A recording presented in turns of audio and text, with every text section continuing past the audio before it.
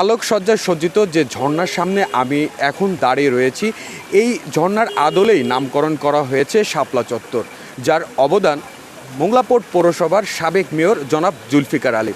জুলফিকার আলীর এই উন্নয়নের কর্মকাণ্ডের কথা মোংলার মানুষ মনে করে বারেবার। জনাব জুলফিকার আলী টানা 11 বছর এই মোংলা পোর্ট পৌরসভার দায়িত্ব পালন করেন। দায়িত্ব পালন করা অবস্থায় তার যে বেতন ভাতা, গাড়ি ভাড়া, এমনকি বাসা ভাড়া, টিএডিও খরচ বাঁচিয়ে নিজ অর্থায়নে গড়েছেন মসজিদের সুবিশাল মিনার। উন্নয়নমূলক কর্মকাণ্ডে তার যেমন সুনাম রয়েছে, ঠিক তেমনই সামাজিক উন্নয়নমূলক কর্মকাণ্ডেও তার সুনাম রয়েছে।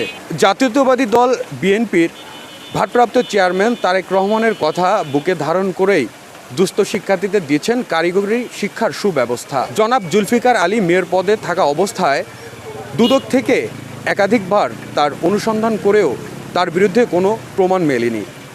এমন মানুষ খুঁজে পাওয়া বর্তমান সময় বিরল। মেহেদী হাসান জিকো, বিসিএন বাংলা, মোংলা।